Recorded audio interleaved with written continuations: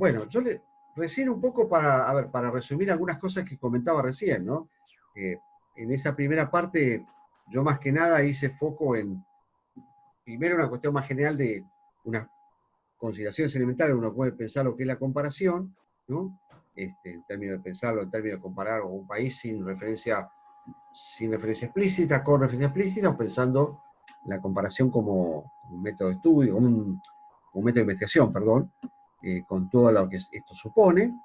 Y en segundo lugar, sobre todo me había centrado en esta primera parte en lo que es estos cambios en cuanto a la evolución de la investigación comparativa, en cuanto al qué, digamos, qué comparar, y cómo esto va cambiando en la medida en que además se van modificando las condiciones contextuales, digamos, sobre las cuales se desarrolla la investigación comparativa, ¿no? Por eso hablamos, digamos, que hay como tres etapas que uno podía acá distinguir, digamos, ¿no? Una primera, con foco en las instituciones, con una perspectiva y con una impronta más bien legal o formal legal, allí entre finales del siglo XIX y bastante entrado el siglo XX, digamos, sobre todo las 3, 4 primeras que el siglo XX. Una segunda etapa bajo o en el contexto de la influencia de todo lo que es la denominada revolución conductista, que lleva a pensar la Perdón, profe. investigación comparativa bajo una teoría general, o el intento de construir una teoría general de la política. Perdón, profe, que lo corte, perdón que lo interrumpa. Sí, Quisiera pedir si pueden cerrar los micrófonos porque se escucha un ruido de fondo y no logro escucharlo bien a usted. a ver, sí, si pueden cerrar. Gracias. Gracias. Entonces decía en esta recopilación que en esa segunda etapa estaba ese objetivo de elaborar una teoría general de la política, en la medida que hay mayor disponibilidad de unidades de investigación también para elaborar esa teoría, y eso obviamente implicaba un nivel más alto de abstracción, o quizás el más alto pensando en esa idea de la escala de generalidad, ¿no? Y en esta etapa, o en esta última etapa, después aparece esta tercera, en la cual hay un resurgimiento del interés por las instituciones políticas, que tiene un contexto que lo explica como tal, que es el contexto de la democratización, ¿sí? Y que, bueno, genera cambios, en términos de la estrategia comparativa, digamos, ¿no? Ya no es una estrategia que se piensa a un nivel más alto de abstracción o el más alto, sino que implica descender un poco en esa escala de generalidad. Y bueno, esto supone también pensar en un contexto de un abordaje en términos de teorías ya no de tipo general, sino de alcance un poco más limitado a un número de unidades también más limitadas, sea abordando el caso de Europa Occidental o de Europa del Sur, el caso de América Latina, como dicen en el centro, América Latina viene a representar algo así como una especie de extremo occidente, como suelo decir, y bueno, el caso particular de Europa del Este, ¿no? Entonces acá me parece que el punto importante para marcar, y que eso explica un poco el texto de Howley Taylor, que es, bueno, que las diferentes variantes que uno puede encontrar sobre el institucionalismo se dan en este contexto en el cual, primero, hay un resurgimiento de interés en un ámbito general de resurgimiento de las democracias, y con una expansión de la democracia a una escala global, o por lo menos una parte importante y segundo, que el interés por las instituciones políticas en esta etapa es un interés que se da de manera, yo les diría, transversal, ¿no? Entonces, el interés transversal es lo que explica, entre otras cosas, además de este contexto de referencia, por qué los autores intentan sistematizar un panorama donde uno puede encontrar tres variantes y tres perspectivas distintas para abordar el problema de las instituciones, ¿no? Y ahí es donde aparecen estas tres variantes que tienen que ver con la que podríamos llamar la variante histórica del institucionalismo, la denominada variante de la elección racional, y una variante de tipo sociológica, digamos, ¿no? Acá aparecen algunas referencias que se ve que yo las tengo por notas mías que, bueno, denle relativa importancia, son más guiños para mi propia clase como tal. Pero bueno, yo lo que les decía al principio es que, bueno, ese desarrollo transversal del interés por las instituciones supone también diferentes tipos de respuestas a dos preguntas centrales. La primera es, ¿qué relación se establece entre las instituciones y el comportamiento, los comportamientos de los individuos y de aquellos que, bueno, son partícipes en diferentes organizaciones como tal? Que vamos a ver que en estos casos hay también diferentes respuestas, digamos, a esta misma pregunta. Y en segundo lugar, cómo opera el proceso de origen y de cambio en las diferentes instituciones, digamos, ¿no? Ese es otro, yo diría, aspecto que es importante para marcar como tal, ¿no?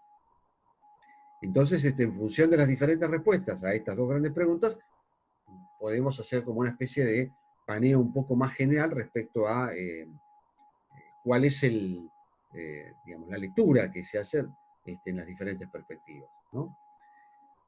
Acá tenemos una, por ejemplo, la variante histórica, ¿sí? La variante histórica sería aquella que podría responder muy bien a que llamaríamos la variante politológica, ¿no? En general, la perspectiva histórica es una perspectiva que se desarrolla sobre todo de manera con gran fuerza a partir de los años 70 y en buena medida en los años 80. Recoge una serie de influencias académicas muy variadas. Por ejemplo, toda la teoría de grupos, digamos, tiene una importancia crucial en todo el desarrollo de esta perspectiva. ¿Por qué, digo, la teoría de grupos es importante?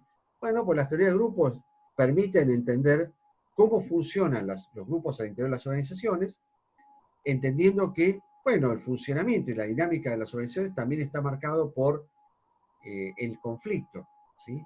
El conflicto con eje en la disputa por el acceso diferencial a bienes de distinto tipo, como van a ver después con Panemian, con las áreas de incertidumbre, ¿no? El acceso a bienes tales como recursos monetarios, información, acceso a procedimientos clave de selección, etcétera, etcétera, ¿no? Entonces, la teoría del grupo lo que incorpora en esta visión tiene que ver con la característica o la dinámica de conflicto propia de cualquier organización humana, digamos, para decirlo en estos términos, ¿no? Y al mismo tiempo permite visualizar un tema que es el de, bueno, cómo se da una cierta simetría o una situación diferencial entre esos grupos en cuanto a su posible efectividad de acceso a diferentes tipos de recursos, ¿no? Sean organizacionales, monetarios, simbólicos, etcétera, etcétera, ¿no? Y por otro lado, bueno, lo que tenemos son influencias más desde la estructural funcionalismo y de teorías que ponen acento en pensar a las instituciones como una organización y como una organización que tiene una serie de estructuras interconectadas y que establecen relaciones de dependencia mutua. Entonces, en este sentido, bueno, esta es una variante que no se desarrolla en el vacío, sino que lo hace bajo la influencia de algunas perspectivas sociológicas y organizacionales ya preexistentes, digamos, ¿no? Y bueno, desde este lugar tiene también algún tipo de definición en cuanto a lo que son las instituciones. Y acá aparece esto que yo comentaba hace un rato, que es la idea de pensar a las instituciones como, bueno, una serie de reglas, de procedimientos, de patrones de carácter formal e informal que definen de alguna manera los límites y las oportunidades del comportamiento individual, y al mismo tiempo le dan algún tipo de contexto y de restricción a lo que pueden ser los contenidos de la política como tal, ¿no? Ahí aparece en esa definición justamente esta idea de patrones de carácter formal e informal, en el sentido que, bueno, uno puede pensar a las instituciones no solamente desde el punto de vista de las normas formales que dieron origen a la misma, sino también a partir de que con el correr del tiempo se establecen una serie de prácticas, ¿no? Que en muchos casos tienen, podríamos decir, un peso específico tan o más importante que las propias reglas formales, digamos, ¿no? A ver, yo siempre pongo, para explicar esto, siempre pongo un ejemplo, como dice aquella famosa conductora, ¿no? El público siempre se renueva, así que uno puede dar este tipo de ejemplo, digamos. Pero digo, A ver, en el caso de Estados Unidos, o cualquier otro país que uno pueda definir como democrático, no nos vamos a poner a discutir esto ahora, pero vamos a asumir que estamos de acuerdo en esto. Un elemento central de cualquier proceso electoral, ¿cuál es? Bueno, primero que haya reglas electorales, que a partir de las reglas electorales uno puede distribuir escaños, bancas, asignar algún tipo de resultado como tal. Pero también hay una segunda dimensión, que es ¿cuál? Bueno, el hecho de que el resultado electoral, o el resultado que sea producto de la aplicación de esa regla formal, sea aceptado por parte de los actores, ¿no?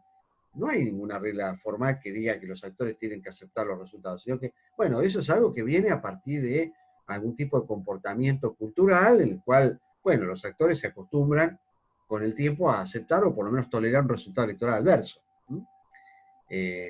Yo lo traigo a cuento esto, ¿por qué? Porque ayer sale y ya, no ayer, sino ya hace varias semanas, viene saliendo en diferentes medios de los Estados Unidos, New York Times, Washington Post y demás, una cantidad de artículos en los cuales se advierte sobre el tema de el peligro que representa un nuevo triunfo de Trump o una derrota de Trump en la cual Trump ya ha dicho públicamente que no va a aceptar un resultado electoral adverso.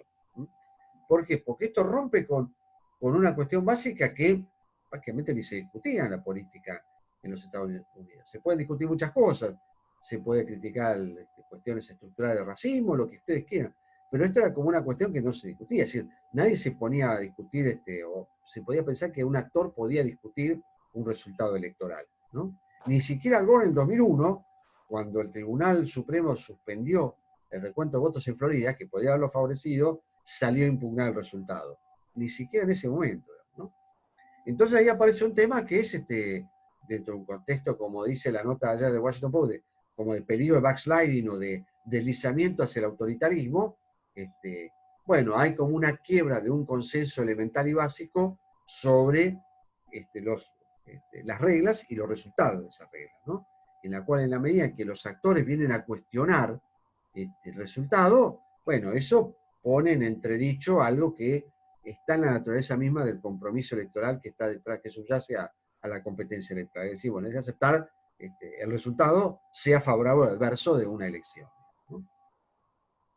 Bueno, eso tiene que ver un poco con esto que les marcaba acá, digamos, ¿no?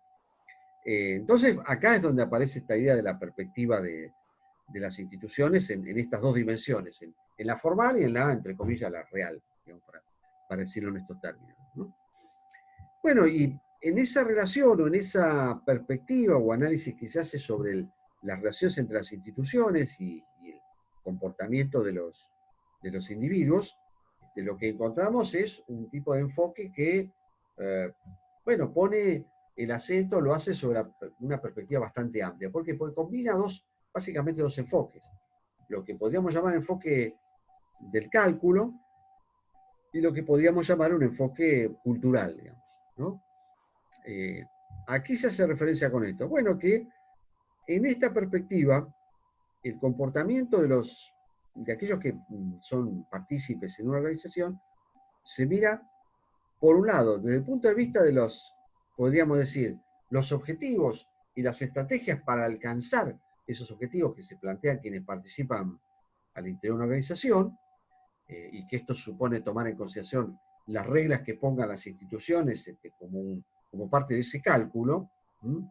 Entonces aparece un poco esta idea de el partícipe como sujeto maximizador, pero acá la idea es que, bueno, quienes participan en el interior de una organización lo hagan más allá de ese lugar de sujetos maximizadores. ¿Por qué se sostiene esto? Bueno, porque en la medida que un miembro participa en una organización, ese miembro que participa en la organización lo hace en función de, bueno, lo que son los objetivos que tiene la organización como tal, más allá de los individuales, el sistema de valores sobre el cual se ha construido esa organización, es decir, los propósitos, las metas, la misión que tiene esa organización como tal, y la propia composición del lugar que hace quien participa en esa organización respecto a esa misión o esos propósitos o esos objetivos, ¿no? Es decir, acá también aparece otro elemento que tiene que ver con no solamente la cuestión de pensar las reglas y las instituciones como parte del cálculo racional, sino también como parte de algún esfuerzo colectivo que tiene alguna misión y un propósito determinado que es objeto de interpretación por parte de quienes participan en la organización, ¿sí? Es decir, acá, sintetizando un poco esta idea, el tipo de abordaje que plantea la perspectiva histórica en esta relación entre instituciones y comportamiento individual se basa no solo en el cálculo, sino también en la interpretación, ¿sí? Por eso ahí se hace referencia a esta idea de un enfoque más amplio respecto a el abordaje de las instituciones, digamos, ¿no? Esto, bueno, dentro de un contexto que yo describí recién cuando decía la introducción, que tiene que ver con un contexto en el cual, bueno, la dinámica de las organizaciones se da en un esquema de conflicto, ¿sí? Se da dentro de un esquema en el cual las organizaciones operan bajo situaciones de asimetría en cuanto al acceso a los diferentes recursos de los cuales dispone la organización, ¿sí? Y esto también hay que tenerlo en cuenta dentro de un contexto general en el cual, bueno, las instituciones también se mueven dentro de ciertos, o condicionadas bajo ciertas trayectorias, ¿no? Ustedes van a ver que ahí se usa un término, que es el término path dependence, ¿no? ¿Qué es esto del path dependence? Bueno, acá se parte de la idea que las instituciones no operan en un vacío, ¿sí? Sino que, bueno, las instituciones tienen un momento de creación que tiene que ver con un momento histórico determinado, responden a un contexto cultural, histórico determinado, y operan bajo ciertas reglas que están en buena medida, no sé si llamar condicionadas, pero sí influenciadas por lo que es cierta trayectoria histórica dentro de la cual se desenvuelven las instituciones. Para que se entienda esto, ¿qué quiero decir? Bueno, a ver, muchas veces se hace referencia a la idea de, bueno, en Argentina el presidencialismo no funciona, bueno, cambiemos a un sistema de tipo parlamentario, ¿no? Y ahí uno tiene que pensar que, bueno, en realidad, la forma de gobierno parlamentaria opera dentro de países en los cuales hay una historia detrás de la cual el resultado emergente es la creación de una forma de gobierno particular y que tiene que ver con una tradición cultural determinada y demás. Tiene que ver con una historia en la cual hay países que tienen tradiciones partidarias mucho más sólidas para funcionar bajo un esquema en el cual sea el centro de la Asamblea Legislativa y no el Ejecutivo, ¿sí? Entonces ahí aparece un poco esta idea de que, bueno, ya hay ciertas trayectorias de desarrollo histórico y cultural que tienen efectiva influencia en la configuración que tienen las instituciones, ¿no? Bueno, en el caso de la forma de gobierno, más que ninguna, digamos, ¿no? Sí, bueno, que en ciertos países de Europa se haya adoptado una forma de gobierno parlamentaria, bueno, en buena medida la historia de Europa o de muchos de los países de Europa explica el porqué de la adopción de un sistema de gobierno destinado a limitar primero el poder de los monarcas y luego dar más centralidad a la Asamblea Legislativa en la formación de los gobiernos, digamos, ¿no? En una América Latina donde en su génesis los países que se desarrollan como independientes, bueno, tienen una larga etapa de anarquía, bueno, de alguna manera esa trayectoria marcada por la anarquía post-independentista quizás explique cierta énfasis y defensa de una autoridad presidencial más fuerte y con más prerrogativas, incluso que la de origen, como era la institución presidencial estadounidense, digamos, ¿no? Bueno, eso tiene un poco que ver con esta idea que yo marcaba acá, digamos, ¿no? Es decir, la idea es pensar las instituciones como instituciones que operan dentro de senderos de desarrollo y por eso aparece un poco ese término de path dependence, digamos, ¿no? Bueno, esto un poco para entender entonces el funcionamiento de las instituciones en esta perspectiva y por qué, digamos, se incorpora la idea de un enfoque de tipo cultural, pensando en la idea que el sujeto o los quienes participan en las organizaciones no son meramente sujetos maximizadores, sino, como el término se ha traducido en español, satisfactores, digamos, ¿no? Y bueno, el otro aspecto que me parece importante marcar es, bueno, cómo se aborda el problema del cambio, ¿sí? Bueno, en este caso, si estamos pensando el desarrollo de las instituciones políticas desde el punto de vista de patrones formales e informales, y en qué medida esos patrones establecen una serie de comportamientos a nivel individual, lo que podemos decir en este caso es que, bueno, cualquier proceso de cambio en una organización va a operar en la medida en que haya algún tipo de cambio en los patrones de funcionamiento que dieron origen a la organización, ¿no? El cambio puede ser un cambio que opere desde el punto de vista de cambios a nivel formal, es decir, bueno, hacer modificaciones en lo que son las normas formales que dieron origen a la institución. El cambio puede ser un cambio más profundo que implique una modificación de aquello que dio sentido, origen a cualquier institución, que no son las reglas formales, sino que tiene que ver con el hecho de que, bueno, uno crea una institución porque, bueno, esa institución tiene algún cometido o alguna finalidad, ¿sí? O alguna misión a cumplir, ¿no? Y ahí, bueno, aparece un tema, digamos, que tiene que ver con la propia complejidad de los cambios, ¿sí? El cambio cultural es más complejo y probablemente mucho más lento que un cambio estatutario, ¿sí? Es decir, un cambio en lo que es las pautas culturales de la organización es un cambio que lleva mucho más tiempo que modificar las reglas formales de funcionamiento de una organización. Pero bueno, esto, digamos, tiene que ver entonces con una mirada en cuanto al tema de la posible lectura en torno al origen y en torno al cambio desde el punto de vista institucional, digamos, ¿no?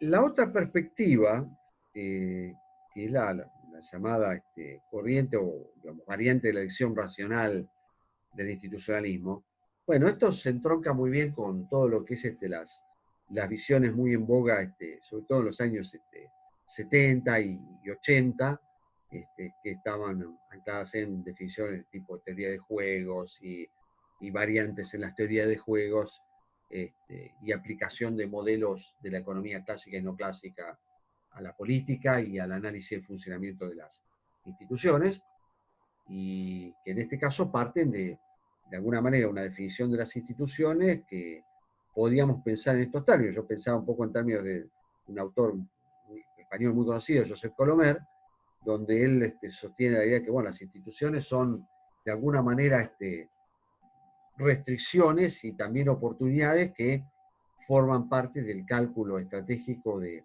determinados actores, ¿no?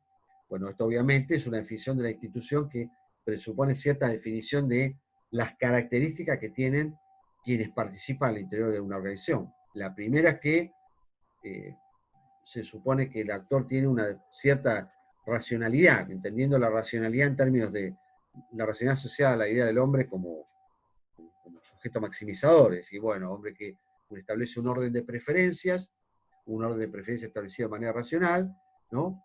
Que a partir de ese establecimiento de un orden de preferencias lo que se procura es maximizar algún tipo de propósito, fin o utilidad de carácter personal, digamos, ¿no? Esto vale, digo, para cualquier tipo de actor que se plantee en esos términos, digamos, ¿no? Y la otra dimensión que se plantea para establecer el vínculo entre preferencias, medios y fines, tiene que ver con el tema del cálculo, entendiéndolo como un cálculo de tipo estratégico, ¿sí? Bueno, esto naturalmente supone un tipo de definición de la relación entre las instituciones y quienes son los partícipes al interior de esas instituciones en una perspectiva mucho más restringida, probablemente un poco más precisa que la del enfoque histórico, ¿sí? Es decir, ¿por qué? Porque, bueno, en este caso, la premisa sobre la cual se define la relación entre las organizaciones y los comportamientos individuales es la premisa del cálculo. Ya no es la interpretación y el cálculo, sino que es estrictamente el cálculo como cálculo estratégico, ¿sí? Lo que aparece acá como un elemento importante a marcar es esta idea de que también existe, y esta es una noción importante en toda esta definición, que es la idea de la interacción estratégica, ¿sí? ¿Qué quiere decir esto? Bueno, que en realidad quienes participan al interior de una organización no son lobos solitarios que, bueno, establecen objetivos y, bueno, cálculo mediante, plantean una serie de alternativas para lograr sus fines, lo cual hacen, ¿sí? Pero que en ese cálculo no solamente está el cálculo individual, sino que está el cálculo de posibles estrategias y cursos de acción que tengan otros actores, ¿no? Decía acá, ni las instituciones ni la sociedad en general funcionan a partir de una multiplicación de pequeños Robinson Crusoe que viven en universos e islas aisladas, ¿no? Sino que, bueno, quienes participan bajo ciertas reglas y bajo ciertos formatos, bajo ciertos procedimientos de tipo formal o informal, no solamente toman en consideración ese contexto formal para el cálculo, sino que también toman en cuenta las posibles estrategias que lleven a cabo otros actores bajo otras lecturas de esa misma regla como parte de su cálculo para el logro de sus fines, ¿no? A ver, ¿cómo podemos entender esto? ¿Cómo funciona una campaña electoral? Y bueno, una campaña electoral, la campaña electoral tiene un objetivo que, bueno, obviamente ganar una elección, ¿sí?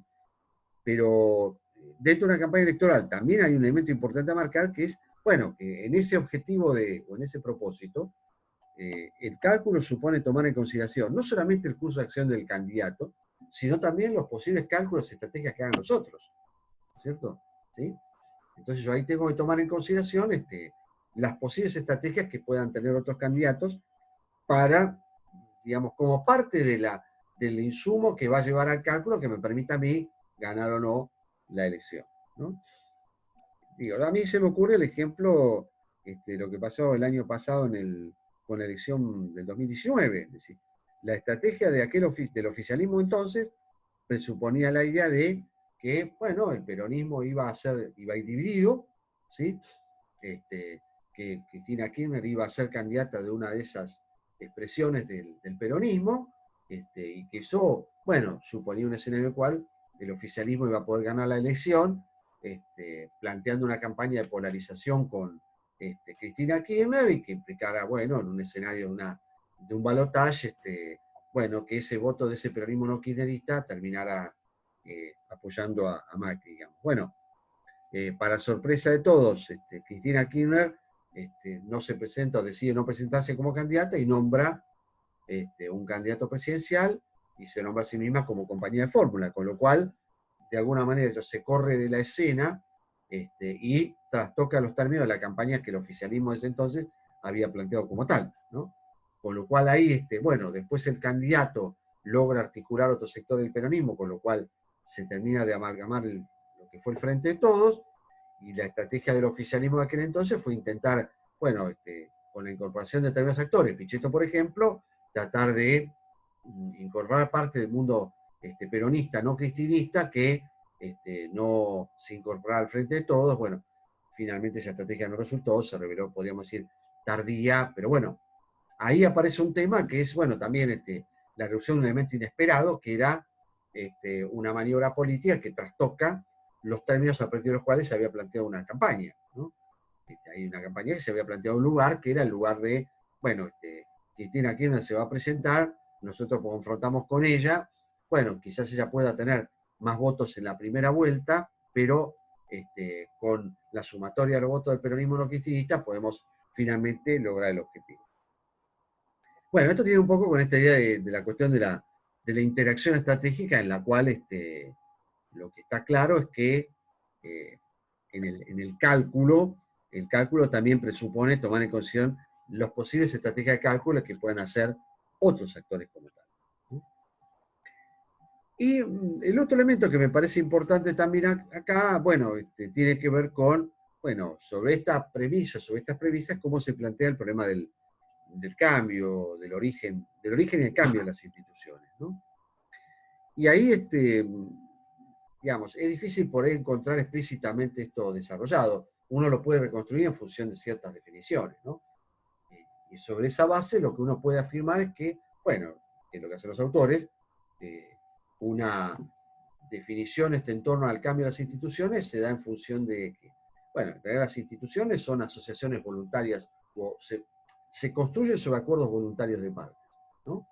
Y esos acuerdos voluntarios de partes se fundan a partir de ciertas percepciones o ciertos cálculos que los actores hacen en torno a las funciones y los beneficios que da una determinada asociación, ¿no?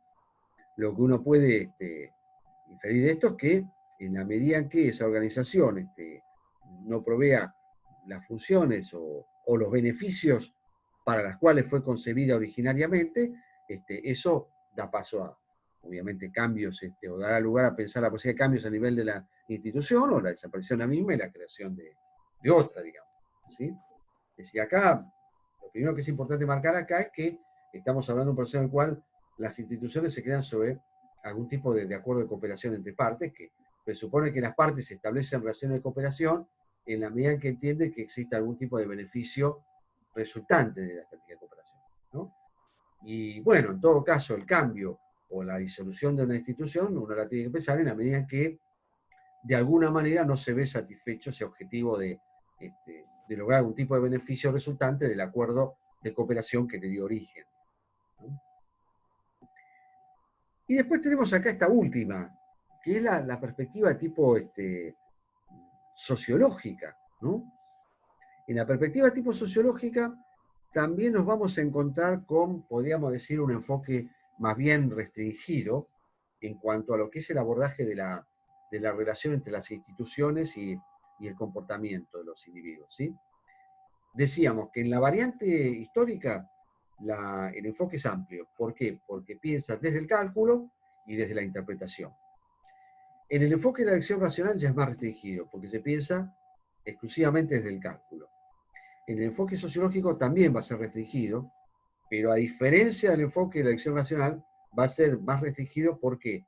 Porque se va a pensar la relación instituciones-comportamiento individual no ya desde el cálculo, sino desde la interpretación, ¿sí? Por eso es que ahí se plantea esta idea de una definición más bien de tipo, o en términos simbólicos, de lo que es la relación entre el comportamiento individual y las instituciones, ¿no?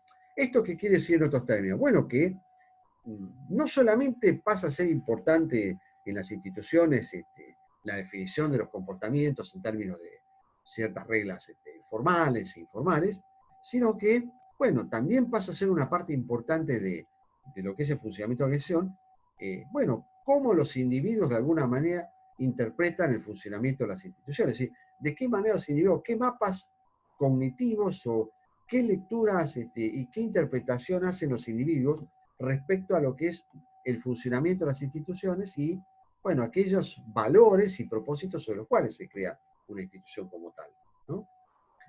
Lo que podríamos decir acá entonces es que en alguna medida las instituciones son lo que lo que los propios individuos establecen como los términos en los cuales se define una institución. No sé si me explico con esto, ¿no? Es decir, de alguna manera las instituciones se definen en función también de cómo quienes participan en ellas la interpretan. ¿Mm?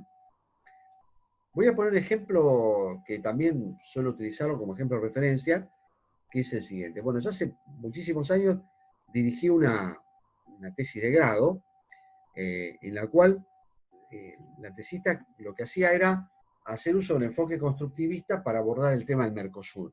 Es decir, lo que ella quería ver era cuáles son las percepciones que los actores que integran el Mercosur tienen con respecto al Mercosur, ¿sí? Entonces, ¿qué fue lo que se le ocurrió? Bueno, lo que se ocurrió era ver cómo eran digamos, en los manuales de educación media en Brasil, en la Argentina, y cómo en esos manuales se veía reflejado el proceso de integración. Bueno, la tesis es larga y la historia es larga, pero yo lo que les quiero marcar acá es que lo que era interesante ver acá era justamente cómo el proceso del Mercosur tenía una determinada lectura desde los propios actores estatales que se veía reflejada en algunas agencias del Estado. En este caso, en agencias vinculadas al Ministerio de Educación que establecían algún tipo de lectura respecto al proceso de integración como tal. Bueno, había una cantidad de definiciones. Por ejemplo, no había antecedentes políticos. Bueno, el proceso era definido como una especie de tratado de libre comercio y no de integración, y no como una unión aduanera. Predominaba yo les diría una especie de impronta más bien de tipo economicista, digamos, en la mirada del proceso de integración. Había una mirada un poco más general de lo que era la visión sobre la relación Brasil-Argentina, muy centrada en el conflicto, aquel tema de la vieja guerra entre Brasil, el imperio brasileño y lo que era, digamos, las provincias unidas del Río de la Plata, porque eso todavía no era la República Argentina, ¿sí? Entonces, bueno, de alguna manera ahí ustedes pueden encontrar cómo en una producción simbólica generada desde algunas agencias específicas de educación, aparece, bueno, algún tipo de lectura no refutada desde otras agencias estatales respecto a lo que es una institución regional, en este caso llamada Mercosur. ¿Sí? Entonces digo, esa es una parte importante que en general es el aporte, yo le diría, principal en esta perspectiva, que es, bueno, de alguna manera, la definición o las instituciones son aquello que de alguna manera definen los propios partícipes de las mismas, ¿no? Bueno, el otro punto que me parece importante para señalar, y un poco con esto cerrar el tema, es, bueno, cómo se plantean las dinámicas de origen y de cambio en las instituciones. Bueno, en este caso, si las instituciones son visualizadas o miradas desde el lugar de lo que son aquellos valores que definen un propósito, una misión y una visión determinada que dio origen a la creación de esa institución, bueno, el cambio hay que verlo desde el punto de vista de los cambios que tienen que ver con esto que se llama acá marco de significación, pautas, símbolos, en definitiva, toda aquella, digamos, definición cognitiva que dio origen, sentido y visión a la creación original de una institución, ¿no? Y ahí pongo, bueno, si veo que no me alcanza el tiempo, después sigo un poquito con este tema para, quiero después cerrarlo, ¿no? No me da el tiempo ahora para cerrar. Pero, a ver, voy a dar un ejemplo que es, cuando se crea un partido político, sobre todo esto lo ve uno de los partidos políticos del siglo XIX, los partidos políticos del siglo XIX se crean con un propósito, que era, bueno, llevar a cabo un proceso de transformación radical de la sociedad, que implicara la supresión del capitalismo y la supresión de las relaciones de explotación, digamos, que subyacen en una estructura de tipo capitalista. Bueno, esos partidos a lo largo del siglo XX transformaron, muchos de ellos por lo menos, transformaron su sentido, su misión, y se transformaron en estructuras que tenían un origen de tipo revolucionario, en maquinarias de tipo electoral, y que, digamos, el propósito en la cual, el propósito de llevar a cabo una transformación de radical de la sociedad, pasa a ser un horizonte muy largo plazo en aras del objetivo electoral, ¿sí? Bueno, ahí había una situación en la cual partidos creados con un propósito y una misión determinada, y así era entendido por sus dirigentes y por quienes eran los partícipes de esa organización, ven un cambio en ese sentido. Bueno, eso genera todo un tema que tiene que ver con la cuestión de la crisis ideológica de los partidos, porque la crisis ideológica tiene que ver con la crisis de identidad, ¿no? Y la crisis de identidad tiene que ver con la crisis en la medida que se ve puesta en cuestión la misión para la cual fue creada originariamente una institución, en este caso, un partido político, ¿no? Ahora voy a seguir un poquito con esto, unos minutitos después de este corte. Me interesaría un poco cerrar este punto y de paso, por lo menos despedirlo también en unos minutos, y de esa manera cerrar un poco esta primera parte, ¿no? Le voy a dejar pasar estos minutos que siempre